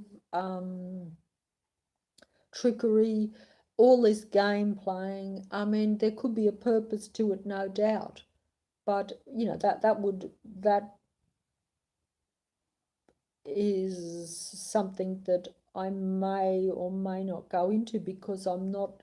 Look, there, it depends on which way you want to look at these things. Is there a purpose to the matrix? Does it benefit human beings? It doesn't appear to, does it? Because it appears to be just bringing them here, playing with them like a cat plays with a mouse, you know, antagonizing them, making their life hard, and then finally killing them. It doesn't. That's how it looks. That's how it looks on the surface. But you know, as I've said before, to me it does look as though, because there is so much opposition to the pathetical, limited human being, that tells me that, like that example of the movie, that maybe it's like the movie in the fantasy scenario I'm talking about, it could possibly be that the spiritual human beings may be limited in number now. And this because the narcissists and the psychopaths are human beings, and they should be spiritual human beings. And some of them may even have some spiritual in them. But if it gets past a point to where they almost eliminate most of the spiritual completely, then they will be part of the opposition. They will be part of the negative force, even though they are really meant to be positive spiritual human beings, because it's not like they are a different species, but they're acting like a different species. They're being conditioned to be something they're not. And if they could just see that, they would probably shed it, like a snake sheds a skin. Just say, I'm throwing that away, because as much as I liked it and I thought it was true, I know it is not the true me, and I know I have been manipulated. Just like when we find out that we have been manipulated by the narcissist and by the psychopath or those type of people, we then say, well, look, I don't want to let that happen anymore. Because they take the little bit of spirit you've got from you. So then, you might say, well, look, you can do that. You could do that. You could let them take your spirit. But if you are a real human being, you probably will find that hard to let them do, because even if you're not a real spiritual human being, you will still have an idea of what you are a bit. There will be a line where you will not want to cross it, where you say, well, yes, I'll let that person take so much from me, or I'll let that person even dominate me so much, I might go along with a whole lot of things that you probably wouldn't have normally anyway. But there might come a point where you say, hey, how far do you let it go? Some of you might end up to where you let them push you to a very low point, as I have. In other words, to where you will let them take your identity, shall we say, whatever that is, from you. In other words, if you, like supposing you, I'm trying to find examples, but I don't like to be explicit. I don't want to be, and I certainly don't want to put anything out, but it'd be like they can sometimes convince you to accept things that in the past you just wouldn't have done, and that you do really find perhaps unacceptable, but they're able to convince you that they're not so bad. And you will bend a bit. You might not go the full way, but you will allow them to let you entertain some things that you normally would have not. They will just, if they say, just don't do this, let that go, whereas you're like, oh, I'm worried, I think I might do, they'll say, no, don't, then you say, oh, okay, I think, yeah, I think I'll let it go, and then you're sorry afterwards. You know, what I'm saying is they might not change the whole thing, but they will infiltrate, and it will come to a point where sometimes it might come down to where you've been prepared to go along with quite a bit, but then you might say, it might get down to where you say, hey, this is my very life now. Are you prepared to, you know, if you got sick or something like that, you might say, oh, it's made me sick and ill, so therefore, you know, that might be the point that you get to, you know, because, you know, if you get spiritually low, because the spirit really is just you being you. You know, like if you're a kind person, or even if you're only just kind to, um, you know, your compassion might only be compartmentalized, if you know what I mean. It might only be in one area, but it's still a kindness. And you find that the narcissist makes you even not kind in that. So then you might start to get a bit sick. Your spirit gets low. You feel you don't have enthusiasm anymore. You know, you don't have the enthusiasm. You feel drained. You feel completely drained, as though they've sucked the life out of you, even for the little things. And so you become a non-person to what you used to be. You no longer have the enthusiasm even for the little things you did. Little things that probably you didn't think were a big deal, but when they've been taken from you, you start to say, hey, what is left? So then you almost feel like you're dead. And so then you get sick because you actually feel that life is not worth living. And sometimes it's only at that point where you might say, hey, oh yeah, I'll have to get away from this just for your own survival. Only then to discover that you are in an Archon matrix that is controlled by beings and humans that everywhere are of that same denomination. So you actually have finally woken up. You've eliminated and woke up, and or at least even if you put yourself on guard, if you're lucky,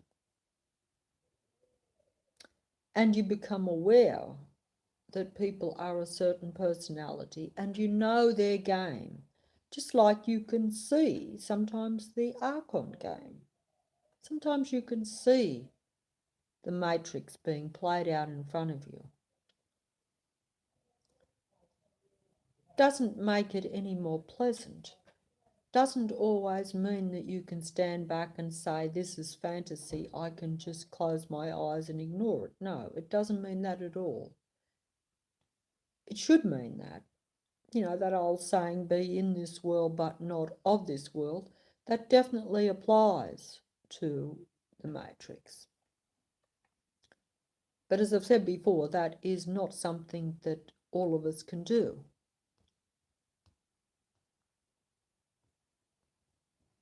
Unfortunately. But it is essential, I think, to be able to do that.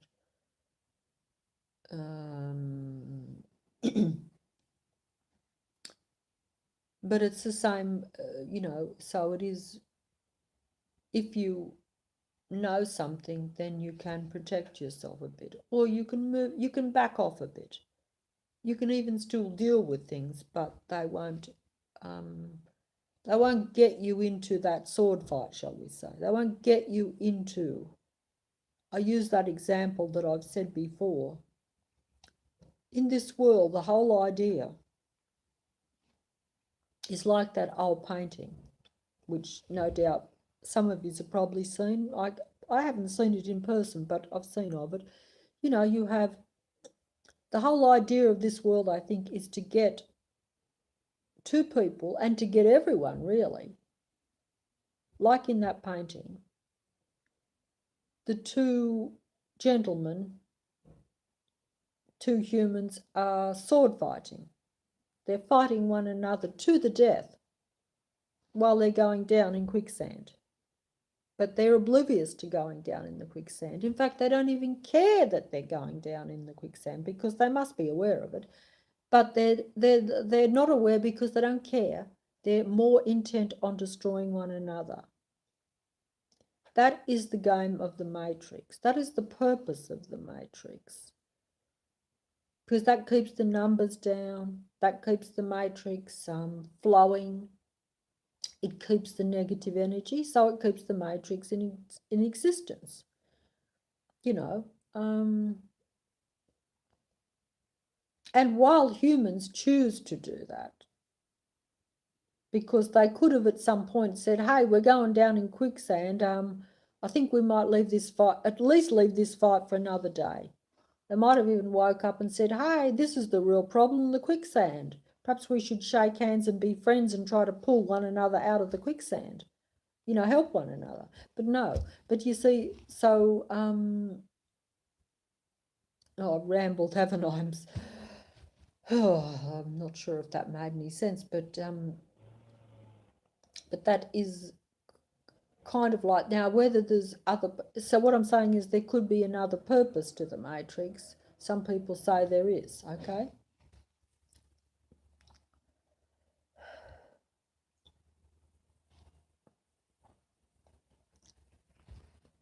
Oh, thank you. But yeah, some people say that there is a benefit to the Matrix. I don't see any. I don't feel it. I think it's unnecessary. But the thing is that it could well be that because it happened, and because essentially like those two men sword fighting, it's a choice, it's allowed to happen. We've let it happen. We still let it happen. And we can't escape it. My throat is very bad today. And this is caused by the Matrix. But it's also caused by me allowing the bad energy, and getting caught up in the Matrix. Another day, and I'm still fighting in the Matrix. I have no enemies, and yet I am fighting in the Matrix. That I can't understand, especially now that I've woken up a bit, because I don't want to have any enemies, so I don't want to fight in the Matrix. I don't want to fight the narcissists or the psychopaths. I understand why they are like that. I have lived with them. I could easily have been that way. No doubt I was that way even for a little bit. Maybe not, as I've said before, not quite as extreme. But I know how easy it is to get into that. If you have certain circumstances, you become what your circumstances are.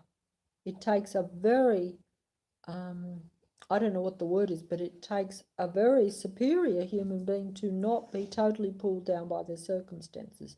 And in fact, in many cases, I would say it's almost impossible. You don't have to be superior or inferior. Also, it's about what you believe too. Because if you don't believe in the big matrix, or you can't see the big matrix, and how can you when we're only exposed to our own little area usually? And the matrix that we are shown by the technology, for instance, is probably not giving you the full picture. So, you know, in fact, it can't, can it? Because the technology is the matrix. So, you know, the matrix isn't going to show all its cards, is it? Because then you don't want to play. But if you don't want to play, you can still be made to play. Oh, Okay, so now I'm going to ramble on a bit longer if there's anyone still listening, but some people that listen probably would know these things. I only just find these things out on a daily basis. It doesn't improve my lot, unfortunately. This is the thing. So that's why I say knowledge is good, but you're still in the matrix. My personal belief, I think I made a video a long time ago, the matrix always wins. And it is designed for that purpose. You know, you're not going to change the matrix. You can only change yourself, really. That's what it comes down to, I think, because I'm not saying that the matrix couldn't be changed, but I would say it would be near impossible because of numbers. Numbers are important. That's why I use the example. You could have some powerful human beings, some very aware human beings, some highly spiritual human beings who can avoid the impact of the negative matrix on them. But the more numbers they have in combination, that makes them powerful. But if we're all separated, as we all are, and only connected by technology, as I am now, like there are people on the other side of this screen that may be of the same mindset as myself, but we're still not connected. We're only connected by technology. We might be connected by the ideas. We might agree on the fantasy that I'm talking about, or we might not, but it's still a technology connection. I'm not, without that technology, I am sending my thoughts out. Well, actually, assuming that I was a positive, highly spiritual human being, as I should be, but I'm not, okay? But as I wish I was, of course. Assuming I was of a higher vibration, that means I should be able to send out high vibration to other spiritual human beings.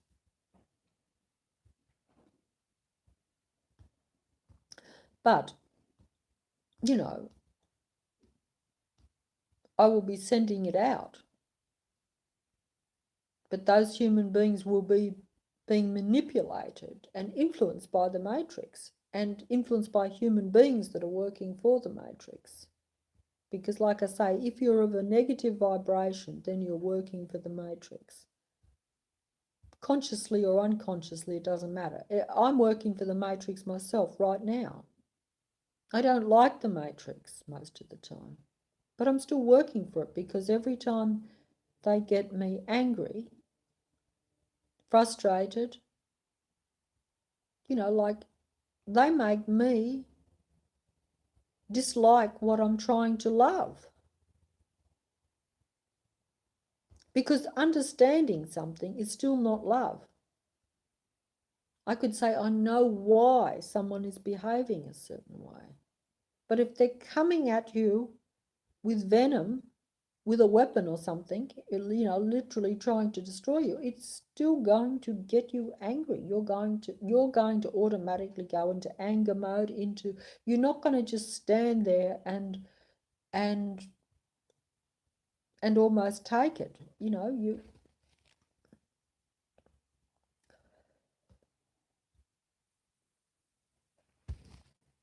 yes, leave negative thoughts quickly. That's very good. That's if you can do that, you're mastering your own mind. It is about mastering your own mind.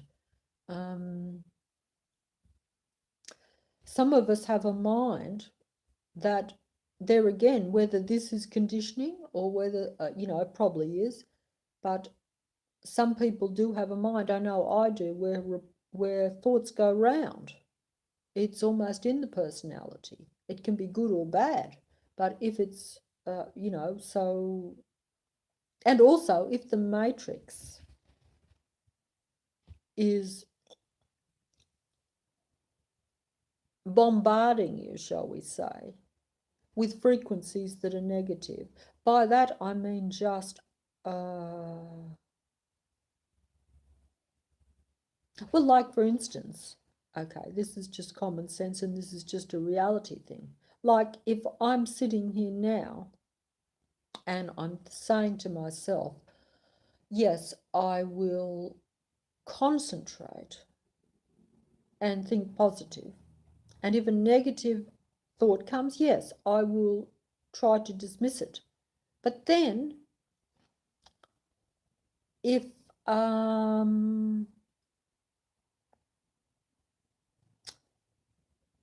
vibration comes, say a noise, an external noise from outside comes, right? And it is a very aggressive, annoying noise. That is going to then come into my consciousness and override what I was doing. So you see what I'm trying to say is that the matrix,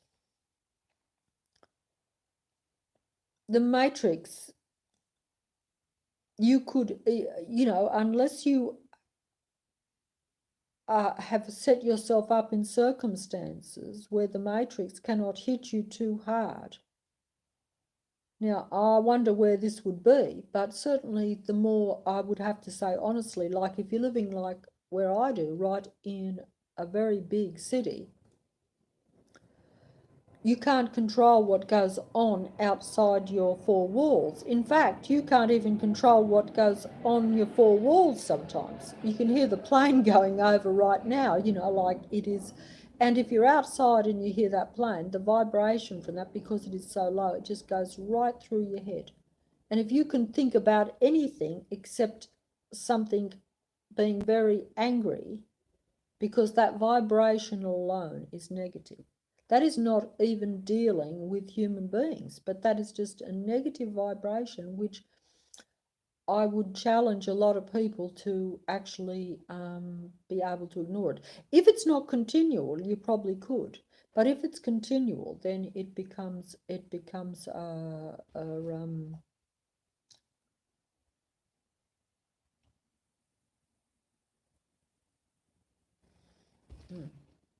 I think that's a bit over my head. But whatever works for any person, obviously I haven't mastered a lot at this stage. But also it's took me by surprise. As I've said before, if you've already put yourself in, I would think that if you'd already put yourself in a reasonably high spiritual state, I would think that then when negativity hits, you've already got a protection in some way.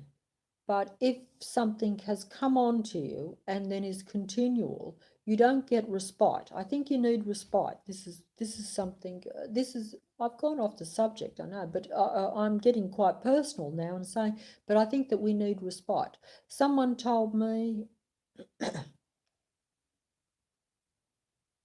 and as I will say this too, you can have the most negative people. I learnt a lot from narcissists. In fact, narcissists woke me up. Psychopath, that personality woke me up because they make you aware of something that you weren't aware. They make you aware of human nature that you weren't aware. They make you aware of they make you aware of a lot of things that you were not aware of. So they can be beneficial. But unfortunately, the intention is destructive. So you have to be aware and keep aware and perhaps not be too honest, I don't know, because see, they're already aware of what they do, and they understand you in some ways more than you understand you, because if you're like me, you tended to have been innocent. You thought, yeah, most human beings are very similar. Most human beings, yes, they're neither particularly good, particularly bad. They don't have any reason to dislike you unless you give them a reason, etc., etc. You just tend to think that. And by and large, that used to be the case. This is why I say our world has changed somewhat. It has changed. And I've went on about narcissists too long and about, but I do think that this is something personally, that's why the title came to me, because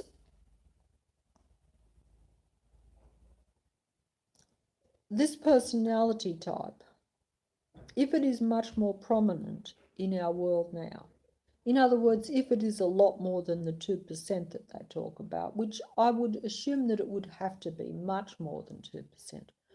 I personally, if I went on my own experience, I'd be putting that percentage quite high. But like I say, that I am limited by my own experience. But even if I just go on the statistics and in light of what I said, it would still have to be much higher than 2%. I would, I'm not in a position to make percentages, but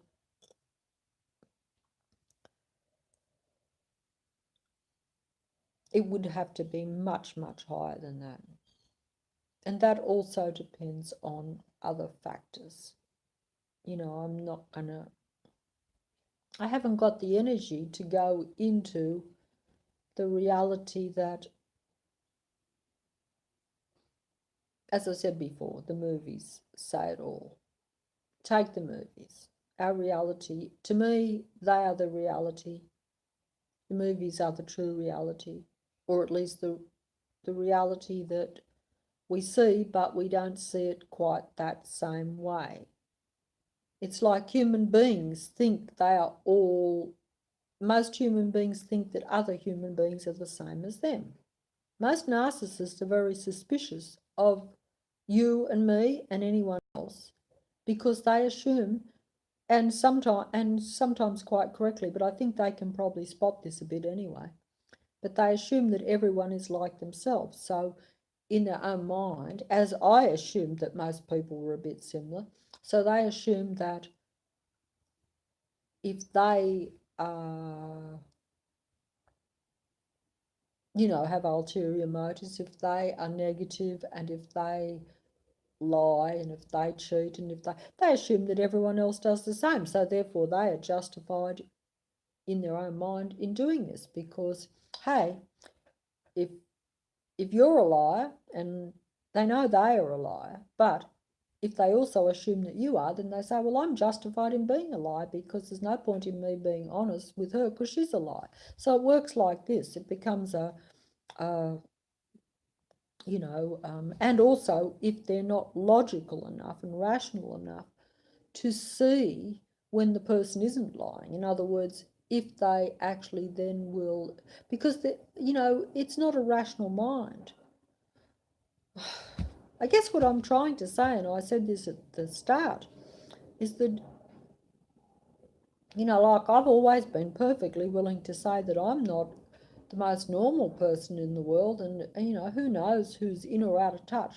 But if a large percentage of the population are actually clinically insane, because this is what I would say, to me, the narcissistic personality and the psychopath is clinically insane. Clinically insane.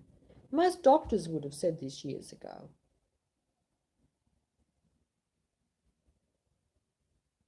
I think they would have anyway, at least the ones that I have looked at, they don't actually say this, but if you put two and two together, obviously someone who's misinterpreting everything, someone who is irrational, someone who is not interpreting reality as it is, someone who's got their own mindset. It is, yeah, like I say, come into my fairyland, come into my fairy tales. Well, they are very much like this. Their fairy tale is definitely their reality. Doesn't matter whether I or someone else can see that they've got it wrong. It doesn't matter even if in front of them it's wrong. They're not interested. They've made their own reality in their head that suits it keeps them comfortable. It keeps them safe. It's a safety thing, really, in a way. We all do it to some extent, but if you do it to too much of an extent, to where you're making a total fantasy in your head, for your own safety, really, then, you are out of touch, But it's all debatable. I mean, most people would probably say I'm out of touch, because if you say things that other people don't see as reality, it is a matter of thing, but you either know it or you don't when you encounter this. And but what I'm saying is that if there is a larger percentage in our actual reality, in our actual population, then, this is helping to keep this negative matrix going. And it's also keeping the ones that don't want to keep it going so negative, it's keeping them negative too, because if you're associating, and it can't be helped, because if there's a larger amount of people and they're not going to get help.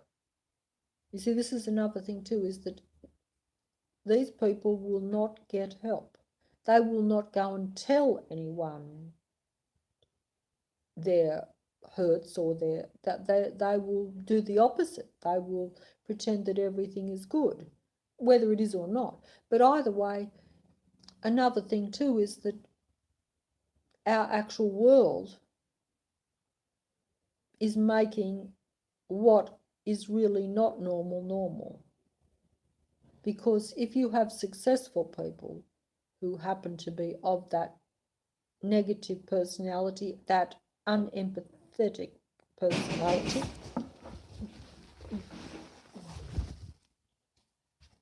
who is it? Everybody? Oh, hold on. Hold on. I have to go. Sorry. Matrix interruption.